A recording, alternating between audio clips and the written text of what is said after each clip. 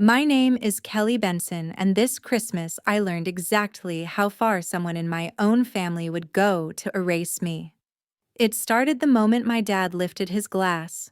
He was smiling the way he always did when he talked about my brother's wedding, loud, proud, acting like it was the greatest event our family had ever witnessed. People laughed, nodded, waiting for him to finish the same praise they'd heard all night. Then he turned toward me. "So, Kelly, when's your big day?" The table chuckled casual and harmless on the surface, but every word hit with the same sting I'd felt for years. I put my fork down and said as calmly as I could, "I'm already married." The room went silent so fast it felt rehearsed. My mother didn't even hesitate. "We never got anything from you." Someone else muttered they hadn't seen a single invitation. A few faces looked at me like I was making it up. I didn't argue. I didn't defend myself. I just reached for my phone, opened the delivery receipts, and held the screen toward the table. 4 packages, 4 signatures, all marked as received. And every signature belonged to the same person. The shift in the room was instant. Every whisper stopped, every glance snapped toward the one person who suddenly couldn't look at me. In that moment, before anyone said a word, I finally understood the truth. My wedding wasn't forgotten. It was hidden. And the person who did it was sitting right across from me. CTA. If you've ever learned the truth in one brutal moment like that, stay with me. What happened next exposed everything. To understand that moment, you'd need to know how things were arranged in our house long before any of us grew up enough to question it. In Denver, inside the walls where I spent my entire childhood, there was an unspoken order that shaped everything. Trevor came first. It wasn't announced. It wasn't taught. It was simply lived. His pictures were everywhere. Team photos, action shots, trophies held high like he was the local hero of every season. My parents kept a shelf in the hallway just for his medals, polished often enough that you'd think they needed to be ready for display at all times. Every holiday turned into a celebration of whatever Trevor had achieved that year. If he made a team, that was the Thanksgiving topic. If he scored a goal, that ruled Christmas. Even Easter brunch somehow became about his potential, a word my parents used like it was sacred. I wasn't unrecognized, just overshadowed. When I brought home a ribbon from a science competition, my mom set it aside because Trevor had a game that weekend, and she didn't want too many things going on at once. When I won an academic award, my dad suggested waiting to frame it so Trevor wouldn't feel pressured. It wasn't malicious, just constantly tilting in one direction until I learned to step out of the way without being asked. But the clearest sign of how much power Trevor held came from something simple. Something small enough that no one bothered to look twice at it. The mailbox. Trevor was the only one allowed to get the mail. My parents said he was responsible, that he was good at sorting. I didn't question it for years. He'd walk in after school with a stack of envelopes, flipping through everything like he was running a checkpoint. Sometimes he'd toss a bill on the counter. Sometimes he'd slide letters into drawers. Sometimes he'd keep things under his arm longer than necessary. I didn't understand why that bothered me until the day I waited for a letter I really wanted. I had tried out for the science club, my first real shot at something I cared about, and they said they'd send acceptance notices by mail. Every afternoon I checked the porch, even though I knew Trevor always beat me to it. After a week, I figured I hadn't made it. One afternoon, I went looking for my notebook and ended up walking past Trevor's room. His door was cracked. A stack of papers sat on his desk, and right on top of it was an envelope with my name printed neatly across the front. The postmark told me it had arrived days earlier. Inside was the acceptance packet, a welcome letter, meeting schedule, and a note congratulating me. When I confronted him, he didn't look guilty or defensive. He said he forgot, like it was nothing. Like withholding something important from me didn't require an explanation. It didn't stop there. Once, while helping my mom clear out a cabinet, I found several of my certificates shoved between random grocery flyers and old-school newsletters Trevor had collected. They weren't damaged. They were just hidden, as if he'd decided they didn't deserve a spot anywhere visible. My parents brushed every incident aside. He didn't think it mattered, my mom told me once. He's juggling so much, my dad said another time. I wasn't supposed to take it personally, apparently, but it's hard not to notice a pattern when it keeps repeating quietly, consistently, always at the same angles. Trevor didn't just bring in the mail, he controlled what reached the rest of us. He controlled what was seen, what was praised, and what disappeared before anyone knew it existed. I didn't have the words for it then, but what he did was gatekeeping, deciding what entered our family's orbit and what didn't. And while I could ignore it when it was just school letters or certificates, I had no idea that years later that same habit would grow into something large enough to shatter everything I believed about my family. By 25, distance wasn't a luxury anymore, it was survival. I packed up my car, left Denver behind, and drove north until the weight in my chest felt light enough to ignore. Moving out wasn't dramatic. There were no slammed doors, no confrontations, no speeches about finding myself. I simply stopped waiting for things in that house to feel fair. I found a job in Fort Collins analyzing traffic patterns and emergency response data, something steady and structured that let me build a life measured by my own work instead of the noise around Trevor. My apartment sat above a bakery that opened before sunrise, and the smell drifting through my windows each morning became a reminder that this life belonged to me. I filled my evenings with things I never had room for: quiet runs, late-night reading, cooking meals no one judged.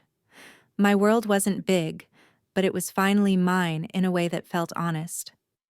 I didn't expect anything to shift until I met Jace Miller at a regional transportation workshop. He sat beside me during a breakout session and introduced himself with a calm confidence that didn't crowd the room. Jace asked real questions and actually listened to the answers, something that felt strangely unfamiliar. When we collaborated on a small data project afterward, I noticed how he never tried to dominate anything. Not the conversation, not the work, not me. He simply moved alongside me, respecting every line I drew without making it feel like effort. It was a kind of attention I didn't know how to categorize. Our first dinner happened almost by accident.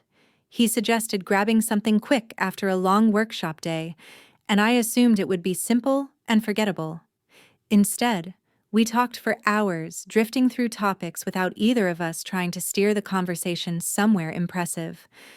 I didn't realize how rare that ease was until it settled around us, like it had always been there. Jace didn't treat me like background noise around someone else's spotlight. He treated me like I was allowed to exist without justification. Months later, when he offered to drive to Denver with me for a weekend visit, I didn't think much of it. The moment we walked into my parents' house, though, the imbalance showed itself in ways that even I couldn't ignore. My mom launched into updates about Trevor before she asked how my week had gone. My dad asked Jace about sports, and before Jace could answer, Trevor cut in with some long story about a championship he won over a decade ago. It was so natural for everyone that no one noticed how the conversation kept bending toward him like it was gravity. Jace didn't point anything out, but I could see the questions forming behind his silence. After dinner, as we drove back to Fort Collins, he didn't ask why my family acted like that. He didn't ask why I tolerated it. He simply said, "You deserve to take up space too." I didn't know how to respond, but the words stayed with me long after the drive ended. Meeting his family in Cheyenne months later was the moment everything truly shifted. I expected politeness. I didn't expect warmth that felt steady and unforced. His mother hugged me like she meant it. His father asked about my projects and remembered the details later without mixing them up. His sister showed me a handmade project she'd been working on and asked about my hobbies with genuine curiosity, not politeness disguised as interest. At their dinner table, conversations flowed freely without a single person dominating the rhythm. When I spoke, people made room for my voice without glancing at someone else for permission. It felt unreal at first, like stepping into a version of family I didn't know existed. At one point, Jace leaned toward me and said quietly, "This is how it's supposed to feel." And in that moment, something inside me settled with a clarity I couldn't ignore. I realized I had spent my entire life adapting to a kind of love that required me to shrink. Jace didn't ask me to shrink. His family didn't ask me to shrink. For the first time, I understood that the things I had accepted growing up weren't normal. They were just familiar. And once I saw the difference, there was no way to unsee it. The proposal wasn't elaborate, but it was honest in a way that made everything else fade into the background. Jace asked me in the living room on a quiet Sunday morning, sunlight barely touching the floor, his voice steady and certain. There was no big gesture, no audience, no moment staged for pictures. He simply said he couldn't imagine building a future without me, and the sincerity in his eyes made every answer except yes impossible. We sat there for a while afterward, laughing about nothing, holding on to the kind of peace I had never known growing up. When we started talking about the wedding, we agreed almost immediately that we didn't want anything oversized or performative. We wanted a ceremony that felt real, small, warm, and filled only with people who truly cared. No endless guest list, no spotlight games, no pressure to outshine anyone. Just a day built around honesty. I decided to design the invitations myself. I spent evenings adjusting fonts, colors, spacing, making sure every detail felt like us. When they were finally printed, I packaged each one carefully before taking them to the post office. I sent them through USPS priority mail with signature required. I couldn't risk anything getting lost or overlooked. The clerk handed me the tracking slips, and I tucked them into my wallet, feeling a strange mix of excitement and anxiety. Later that night, I sent a short message in the family group chat. Nothing dramatic, just letting them know invitations were on the way. Normally, that chat reacted instantly whenever Trevor posted anything, even something trivial. But this time, the screen stayed blank. No thumbs up, no got it, nothing. I watched the read receipts flicker on and off as though they were intentionally ignoring the message. A part of me tried to shrug it off. They were busy. They were distracted. They'd respond eventually. But the silence settled in a way that felt too sharp to ignore. 2 days later, the USPS tracking updated. Delivered. Signed for. The name printed so clearly it almost stung Trevor Benson. My thumb hovered over the screen for a long moment as a familiar heaviness pushed at my chest. I tried to steady myself with excuses. Maybe he picked them up on his way inside. Maybe he put them on the counter. Maybe I was reading into things. But the tracking didn't lie. Trevor had signed for all of them. Still, I didn't want to assume the worst. I called my mom that evening, hoping for some hint of excitement or even basic curiosity. She answered on the second ring, her tone rushed like she was mid-task. When I told her Jace and I had mailed the invitations, she responded with a flat, "Oh, that's nice," as though I'd mentioned a new brand of detergent instead of my wedding. She didn't ask for the date, the location, the time, nothing. Before I could ask whether they'd arrived, she said she needed to finish something for Trevor, then ended the call without giving me a chance to say more. I stared at my phone afterward, trying to swallow the unease that crept up my spine. Something was wrong, but I wasn't ready to name it yet. I checked the group chat again. Still nothing. I refreshed the tracking emails even though I'd already memorized the words. Delivered. Signed by Trevor Benson. I didn't tell Jace immediately.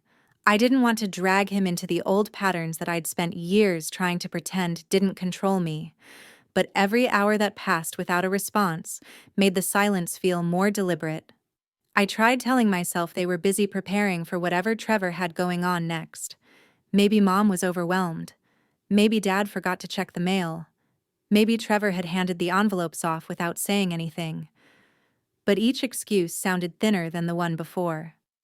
I knew my family's patterns. I knew the way attention shifted in that house. I knew how easily things connected to me vanished when Trevor held the gate. As much as I wanted to believe this was different, the quiet truth echoed louder than the excuses I kept offering myself. This wasn't oversight. It was familiar.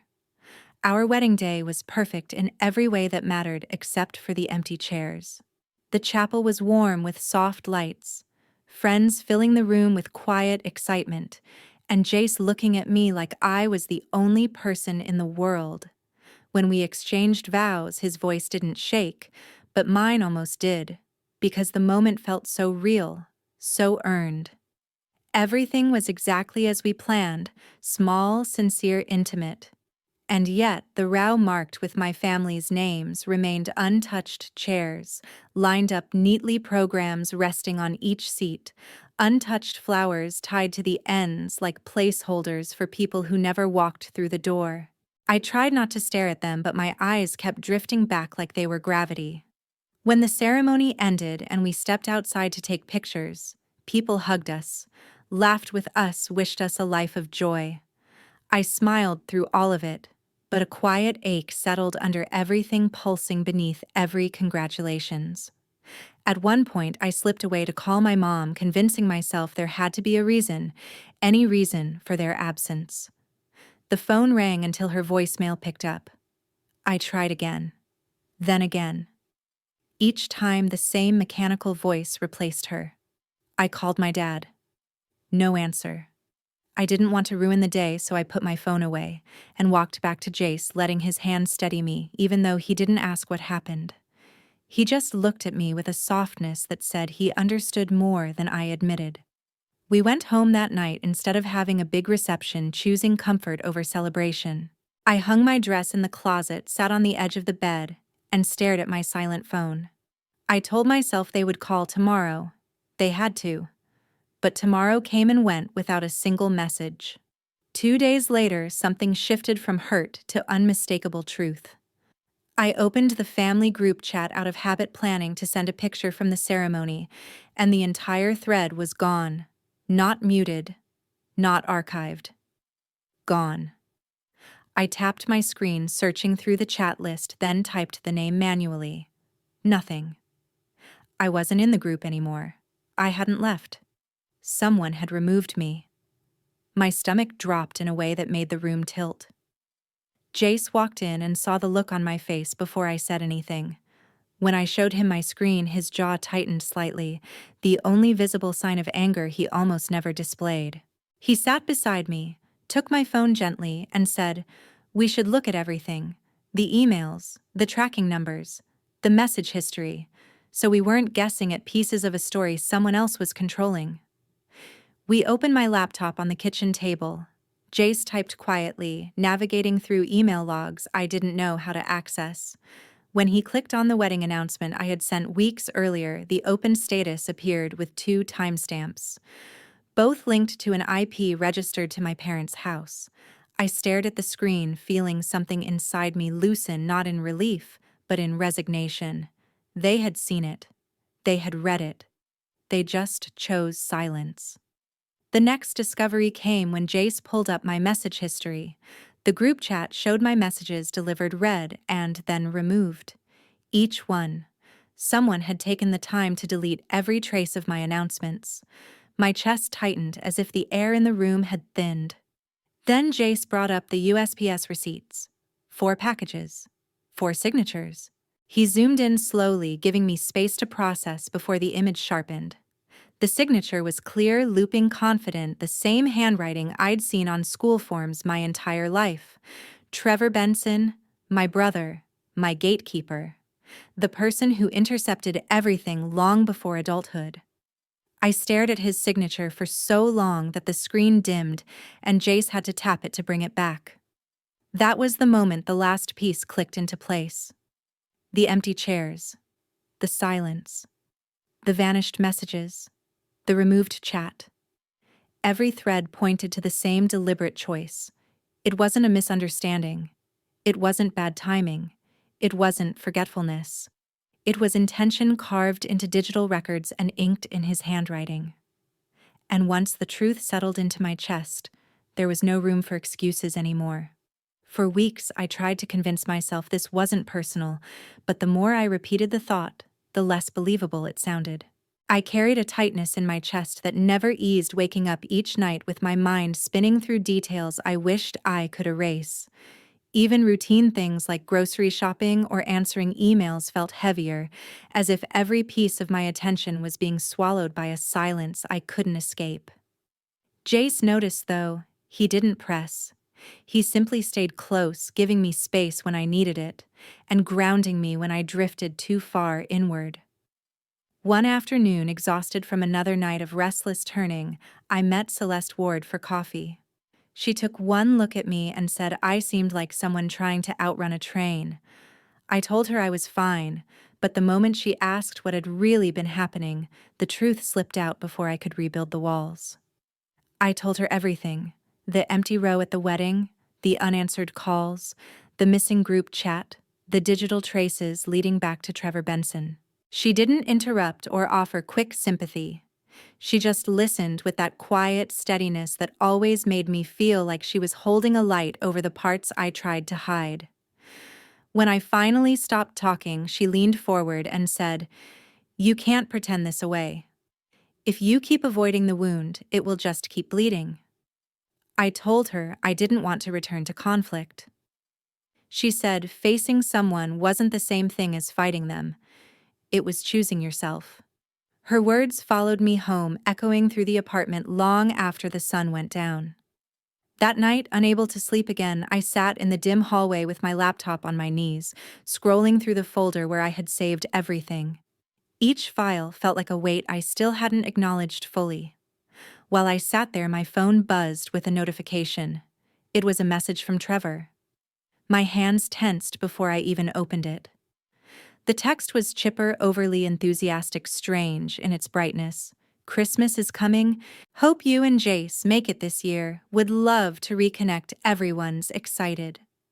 The words felt rehearsed, polished, like they were trying to scrub away the truth with forced warmth. There was no mention of our wedding.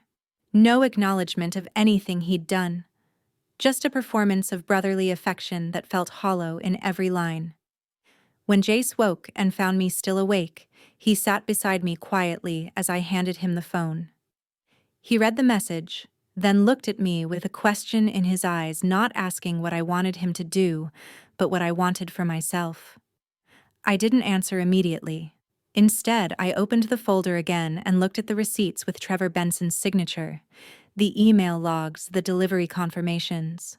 The evidence wasn't just proof of what happened, it was proof I had been trying not to see the full shape of the pattern. In the stillness, something in me settled. I told Jace I wanted to go to Denver for Christmas, not to smooth things over, not to fall back into the old roles, but to face the people who had rewritten my life without permission. He didn't question it. He packed his things, loaded the car, and waited for me to gather the folder that suddenly felt heavier than it should have. The drive stretched long across snow-covered highways. I watched the landscape change from open plains to the familiar foothills, and with each passing mile, the tension inside me sharpened, but didn't weaken. It was the tension of someone walking toward truth instead of away from it. When we turned onto my parents' street, the houses glowed with strands of lights, wreaths on every door, windows lit by warm Christmas colors. It looked peaceful in a way that made my chest ache. My parents' house sat at the end of the cul-de-sac, bright and perfectly decorated like the picture of a holiday postcard.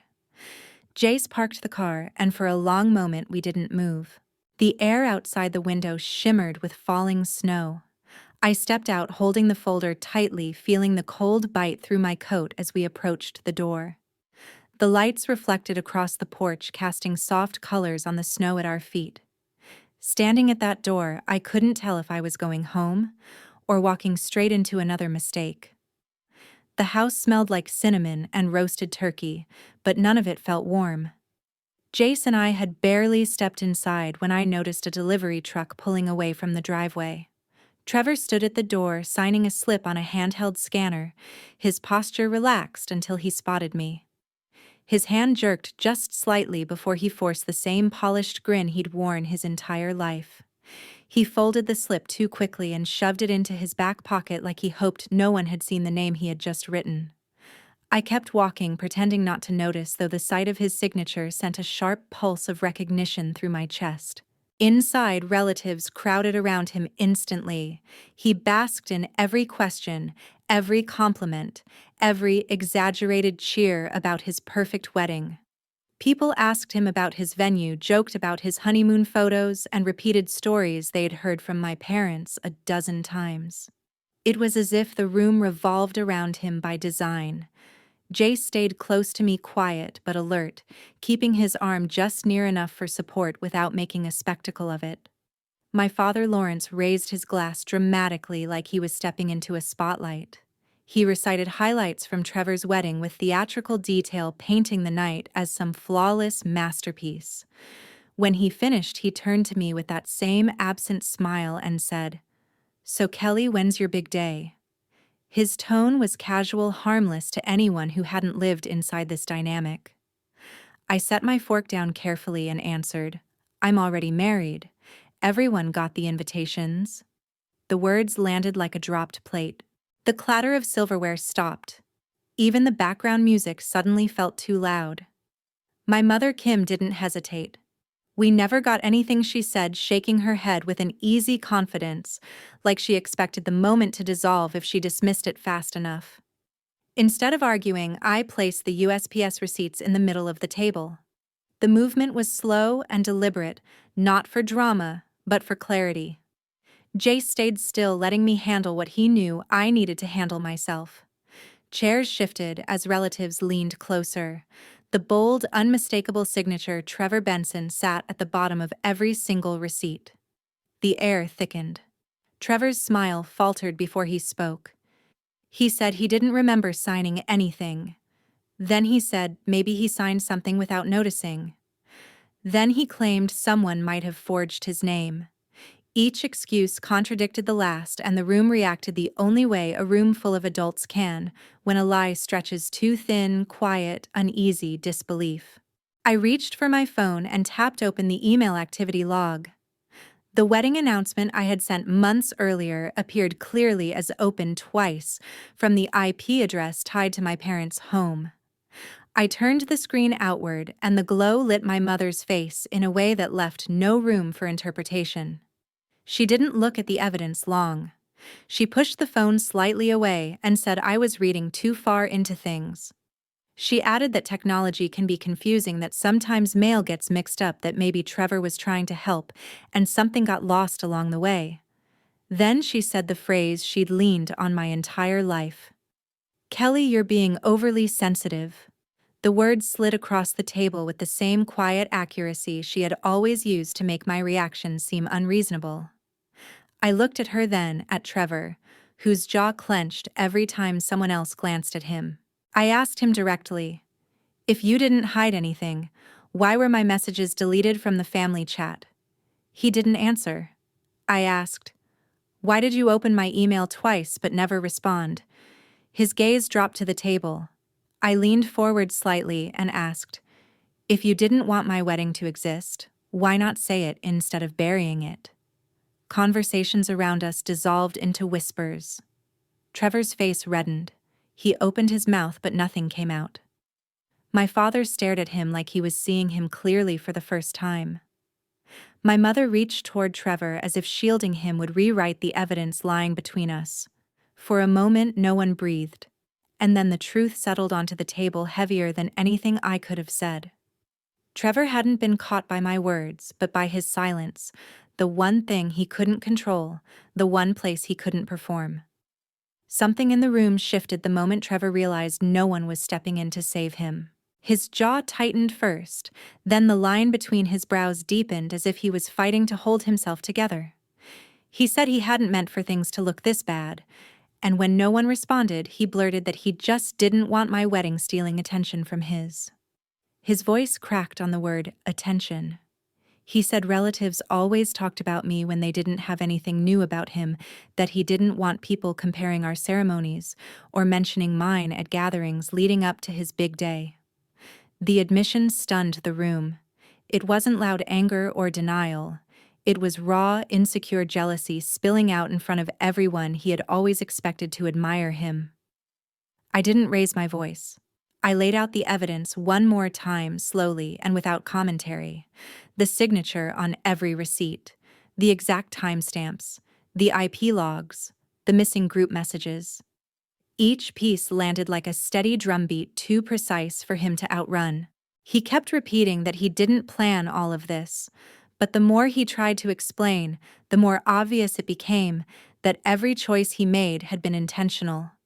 My mother leaned forward abruptly, insisting that Trevor had been under pressure, that wedding planning was stressful, that he probably didn't understand how hurtful hiding those invitations would be. She tried redirecting the room by suggesting I might be misinterpreting some of the data, but the relatives weren't buying it.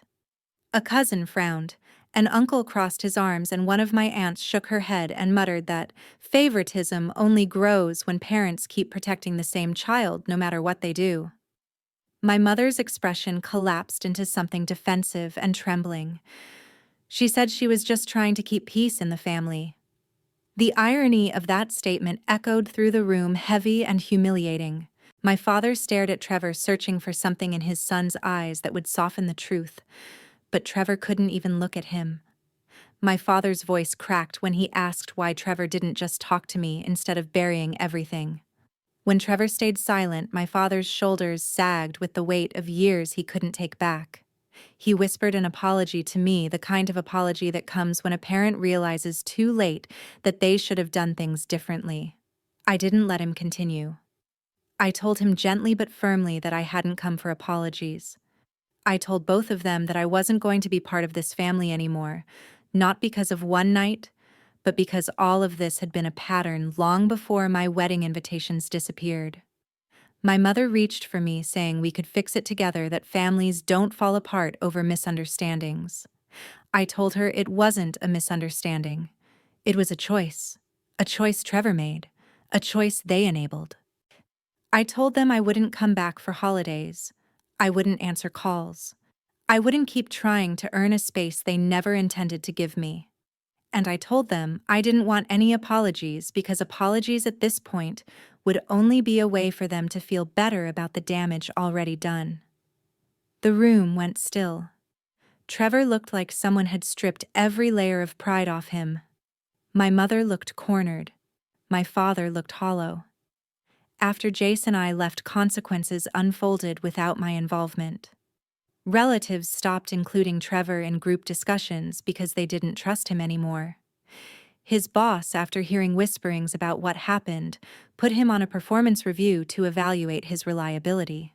Hannah, shaken by everything she witnessed, packed a bag and told Trevor she needed time away to think about whether she wanted to stay in a marriage built on that kind of insecurity. My mother avoided family gatherings for weeks because she couldn't handle the comments about her favoritism. My father tried reaching out once, but the tone in his message told me he finally understood that I was done. Leaving the house that night felt different from any other time I had walked out of that door. The cold hit my face, but for the first time it didn't sting. It cleared me. Jace took my hand, and I held his tightly as we walked toward the car, letting the house shrink behind us. The snow was falling harder, but the weight on my chest was gone. I didn't lose anything that night. I let go of what had already been gone for years, and standing there in the quiet, I understood something with absolute clarity. Family isn't the people who share your blood, it's the people who don't erase you. Thank you all for taking the time to watch the video. If you found this story meaningful, don't forget to leave a comment sharing your thoughts, and subscribe to the channel so you don't miss any upcoming videos.